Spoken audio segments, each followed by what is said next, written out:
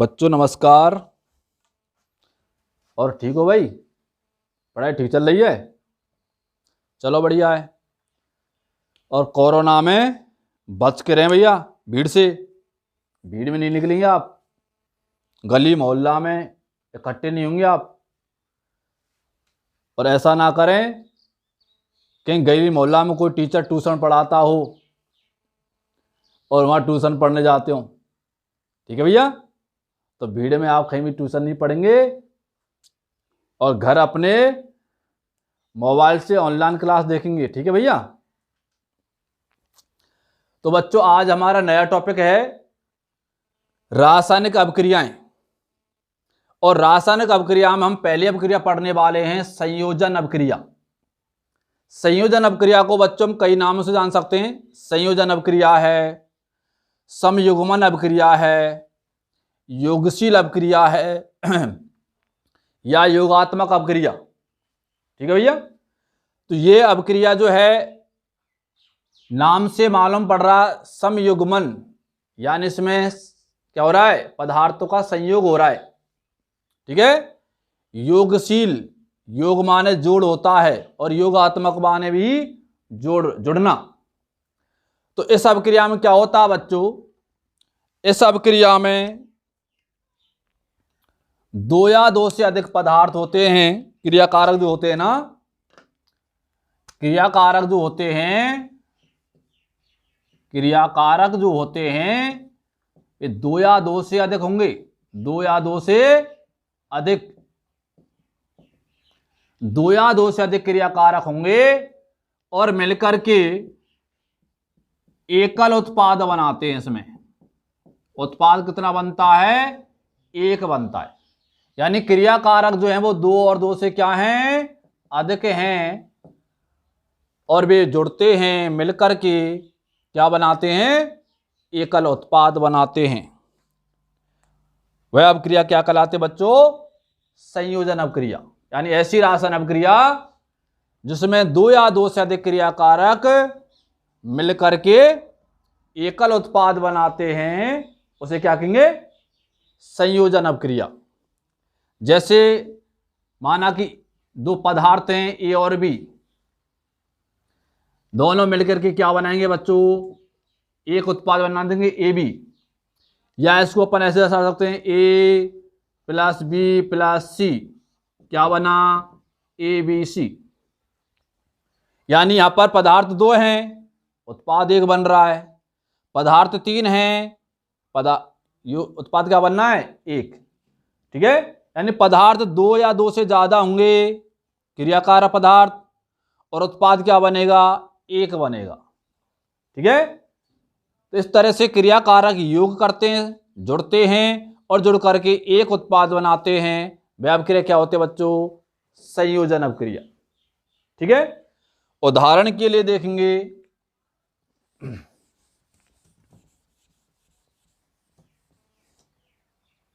उदाहरण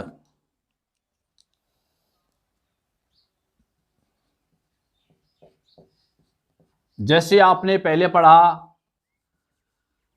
कोयले का दहन। कोयले का दहन, रासायनिक परिवर्तन पढ़ा आपने, कोयले का दहन। तो कार्बन जो होता है ऑक्सीजन गैस की उपस्थिति में जलता है, दहन होता है, और कार्बन डाइऑक्साइड गैस बनती है बच्चों। ठीक है? तो यहां पर भी क्या हो रहा है, कार्बन तत्व और ऑक्सीजन तत्व मिलकर के क्या बना रहे हैं? एक उत्पाद कार्बन डाइऑक्साइड बना रहे हैं। ठीक है? तो कोयले का दहन जो होता है उसमें भी संयोजन अभिक्रिया होती है। इसके अलावा देखो बच्चों, जैसे मैग्नीशियम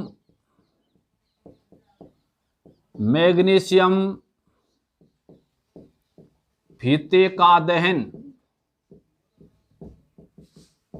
मैग्नीशियम जो होता है, मैग्नीशियम का जो फीता होता है, ऑक्सीजन की उपस्थिति में जब उसका दहन होता है तो मैग्नीज डाइऑक्साइड बनता है बच्चों। ठीक है? तो इसमें भी क्रियाकारक कितने हैं? दो हैं, दोनों मिलकर के क्या बना रहे हैं? एक उत्पाद। ठीक है? यानी योग हो रहा है और उत्पाद एक बन रहा है। ठीक है बच्चों, इसी तरह से तुमने एथीन का हाइड्रोजनीकरण पढ़ा। एथीन का हाइड्रोजनीकरण, एथीन का हाइड्रोजनीकरण क्या पढ़ा आपने?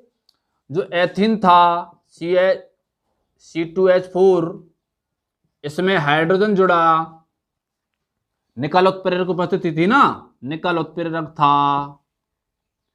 इसके अलावा बच्चों क्या था? 473 केल्विन ताप था, 100 वायुमंडलीय दाब था। इतनी परिस्थितियों में अपक्रिया होती थी और क्या बना? एथेन बना। यानी ये एथीन किस में बदला? एथेन में। ठीक है, तो यह हाइड्रोजनीकरण हो रहा है एथीन का। हाइड्रोजनीकरण का मतलब क्या है? इस हाइड्रोकार्बन में और हाइड्रोजन जुड़ना, यानी हाइड्रोकार्बन यौगिक में और हाइड्रोजनों का जुड़ना हाइड्रोजनीकरण कहलाता है। तो बच्चों देखो, एथीन में कितने हाइड्रोजन हैं? 4। एथीन में 4 हाइड्रोजन हैं, 2 और जुड़ गए, कितने हो गए? 6। ठीक है, तो कहने मतलब क्या हुआ? यहां पर योग हुआ है, दोनों क्रियाकारक मिलकर के एक उत्पाद बना रहे हैं। ऐसा समझ नहीं आया भैया? तो इस तरह से संयोजन अभिक्रिया में 2 या 2 से अधिक उत्पाद क्रियाकारक एक उत्पाद का निर्माण करते हैं, यानी क्रियाकारकों का क्या होता है? योग होता है। ठीक है, और एक उत्पाद बनता है। इसलिए इस अभिक्रिया को योगात्मक या योगशील अभिक्रिया भी कहते हैं। ठीक है, जिसमें साधारण क्रियाकारकों का योग होता है और एक उत्पाद बनता है, इसलिए इसे योगशील अभिक्रिया या योगात्मक अभिक्रिया कहते हैं। ठीक है बच्चों, तो क्लियर हुआ? संयोजन अभिक्रिया की परिभाषा ऐसी रासायनिक अभिक्रिया जिसमें 2 या 2 से अधिक क्रियाकारक मिलकर के एक उत्पाद बनाते हैं, उसे संयोजन अभिक्रिया कहते हैं। ठीक है बच्चों, एक चीज याद रखनी है, संयोजन अभिक्रिया में जो है वो पदार्थों के मध्य जो बंध होते हैं, वे बंध क्या करते हैं? जुड़ते हैं। क्या करते हैं? जुड़ते हैं। ठीक है, जैसे कार्बन ऑक्सीजन दोनों मिले, दोनों के बंध जुड़े और क्या बना? Carbon dioxide.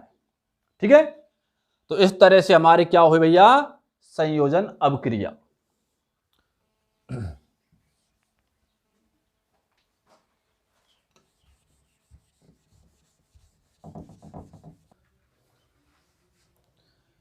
देखो बच्चों, दूसरी अभिक्रिया है हमारी वियोजन अभिक्रिया या अपघटनीय अभिक्रिया। वियोजन या अपघटन का मतलब होता है टूटना। अपघटन माने जब कोई पदार्थ अपघटित होता है, टूटता है, तो वहां अभिक्रिया क्या होती है? अपघटनीय अभिक्रिया या वियोजन अभिक्रिया।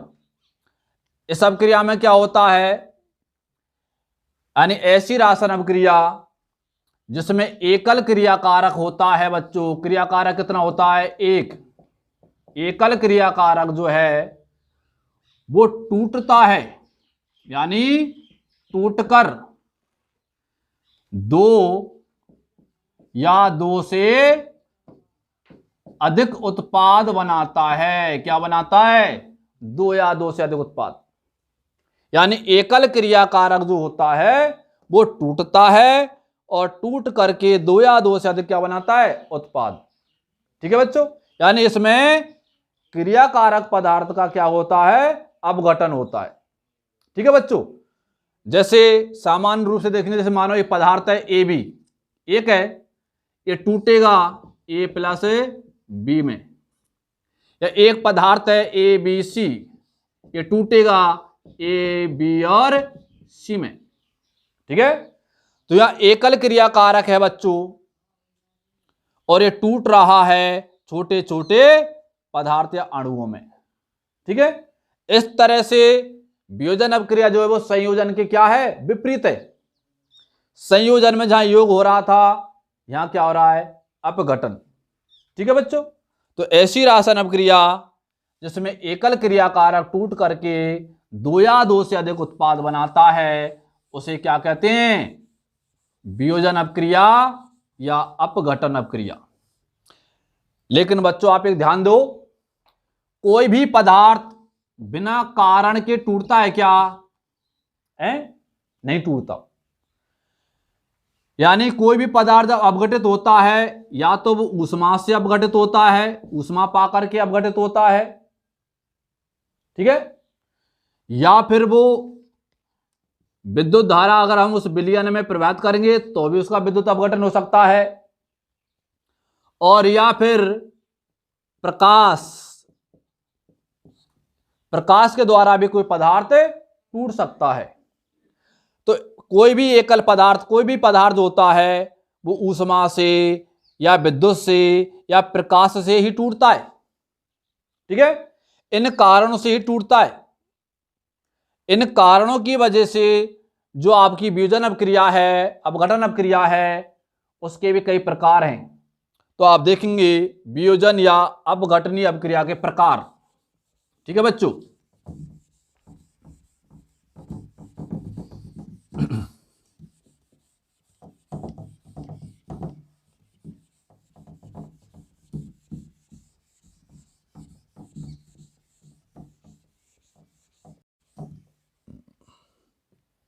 वियोजन अपक्रिया के प्रकार। तो सबसे पहले देखो बच्चों, ऊष्मीय वियोजन क्या है, ऊष्मीय वियोजन, या कह सकते हैं क्या, ऊष्मीय अपघटन। ऊष्मीय वियोजन या ऊष्मीय अपघटन, भाई नाम से मालूम पड़ रहा है, ऊष्मा यानी ऊष्मा के द्वारा होने वाले वियोजन को ऊष्मीय वियोजन कहते हैं। यानी इसमें जो क्रियाकारक होता है वह क्रियाकारक ऊष्मा ग्रहण करता है, ऊष्मा के द्वारा उसका क्या होता है, वियोजन होता है। ऊष्मा के द्वारा क्या होता है उसका वियोजन, उसे क्या कहेंगे, ऊष्मीय वियोजन। ठीक है बच्चों, उदाहरण के लिए देखो, जैसे calcium carbonate CaCO3, calcium carbonate होता है संगमरमर होता है। क्या बच्चों, ये संगमरमर। संगमरमर का सूत्र क्या होता है बच्चों, रसायन सूत्र CaCO3, calcium carbonate. Calcium carbonate जो होता है ना बच्चों, वो 473 केल्विन ताप पर इसका क्या होता है, अपघटन होता है, और ये कैल्शियम ऑक्साइड में, ठीक है बच्चों, और कार्बन डाइऑक्साइड गैस में क्या हो जाता है, अपघटित हो जाता है और चूना बनता है, चूना। संगमरमर ऊष्मा पाकर के क्या हुआ, अपघटित हुआ, किसमें, कैल्शियम ऑक्साइड चूने में और कार्बन डाइऑक्साइड गैस में। ठीक है बच्चों, तो इस तरह से ये हुआ क्या, ऊष्मीय वियोजन, यानी ऊष्मा पाकर के संगमरमर का क्या हुआ है, अपघटन हुआ है। तो ऐसी वियोजन अपक्रिया जिसमें क्रियाकारक ऊष्मा पाकर के अपघटित होता है उसे ऊष्मीय वियोजन कहते हैं। क्लियर भैया, तो ऊष्मीय वियोजन हुआ। इसके बाद देखेंगे विद्युतीय वियोजन। कौन सा वियोजन है, विद्युतीय वियोजन। विद्युतीय वियोजन में क्या होता है बच्चों, जो क्रियाकारक पदार्थ होता है उसमें हम विद्युत धारा प्रवाहित करते हैं, और विद्युत धारा के प्रवाह से उसका क्या होता है, विद्युत अपघटन होता है। लेकिन याद रखना है, जो क्रियाकारक पदार्थ है वो बच्चों गलित अवस्था में होना चाहिए। कौन सी अवस्था में, गलित या द्रव अवस्था में, या उसका क्या होना चाहिए, जलीय विलयन होना चाहिए। ठीक है, तो क्रियाकारक पदार्थ जब गलित अवस्था में, द्रव अवस्था में या जलीय विलयन अवस्था में होता है तब उसमें हम क्या करते हैं, विद्युत धारा प्रवाहित करते हैं। क्या करते हैं, विद्युत प्रवाहित करते हैं और विद्युत प्रवाह से उससे क्या होता है, विद्युत अपघटन होता है। क्या होता है बच्चों, विद्युत अपघटन। ठीक है, और ये अपक्रिया क्या कहलाएगी, विद्युतीय अपघटन या विद्युतीय वियोजन। यानी ऐसी रासायनिक अपक्रिया जिसमें क्रियाकारक गलत या द्रव या जलीय विलयन अवस्था में होता है, उसमें विद्युत धारा प्रवाहित करते हैं तो उसका विद्युत अपघटन होता है।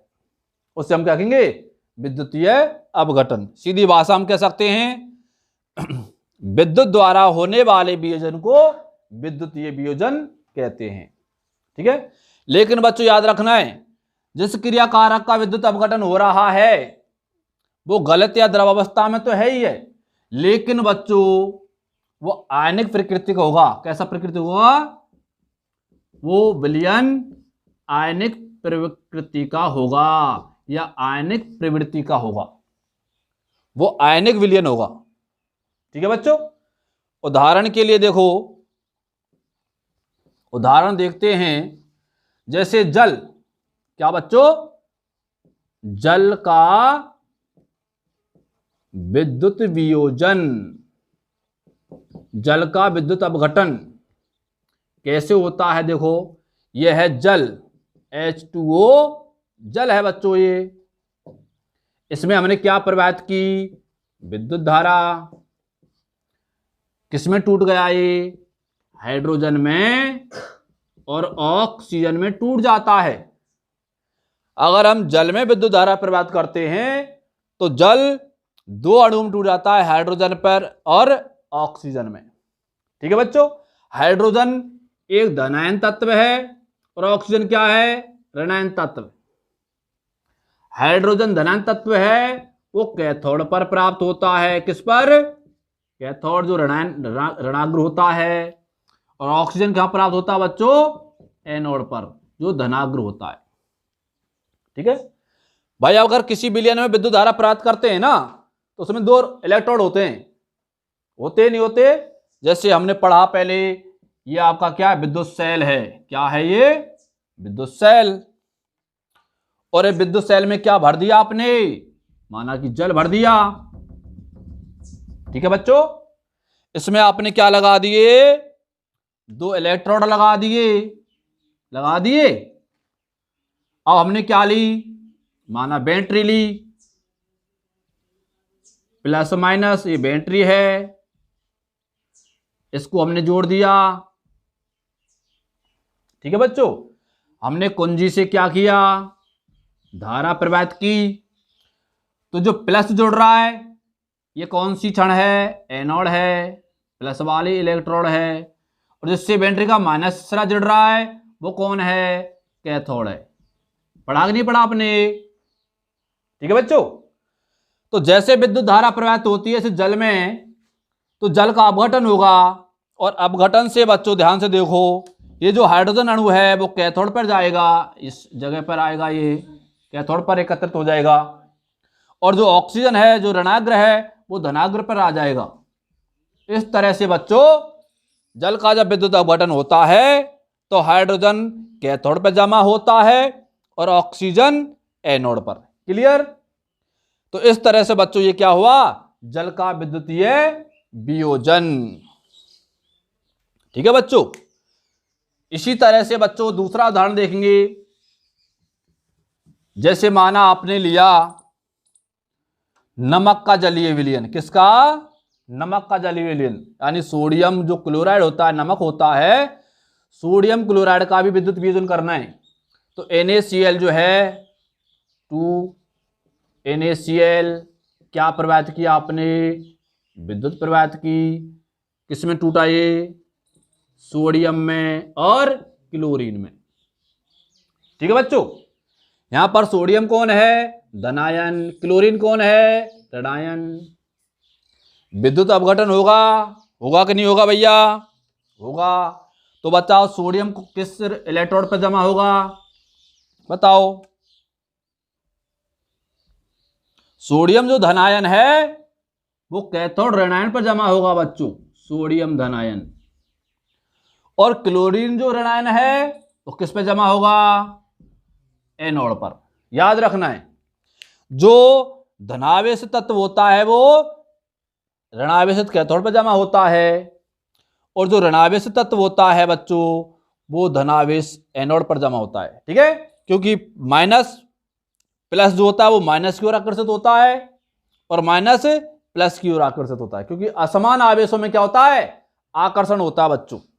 ठीक है, और समान आवेशों में क्या होता है, प्रतिकर्षण। इसलिए प्लस प्लस के पास नहीं जा सकता, माइनस माइनस के पास नहीं जा सकता। ठीक है बच्चों, तो इस तरह से सोडियम क्लोराइड का जो जलीय विलयन होता है, नमक से घुला हुआ पानी जो होता है उसमें विद्युत धारा प्रवाहित करते हैं, तो सोडियम एनोड पर जमा होगा, सॉरी कैथोड पर जमा होगा, और क्लोरीन एनोड पर। ये क्या हुआ, विद्युतीय वियोजन। तो उसमें वियोजन पढ़ा, विद्युतीय वियोजन पढ़ा, और हम तीसरा पढ़ेंगे बच्चों, प्रकाशीय वियोजन। तो प्रकाशीय वियोजन क्या होता है, प्रकाश द्वारा होने वाले वियोजन को प्रकाशीय वियोजन कहते हैं बच्चों। यानी इसमें जो क्रियाकारक पदार्थ होता है वो प्रकाश से ऊष्मा प्राप्त करता है और प्रकाश को ग्रहण करके वो अपने अवयवों में टूट जाता है, उसे क्या कहेंगे, प्रकाशीय वियोजन। तो देखो बच्चों, प्रकाशीय वियोजन,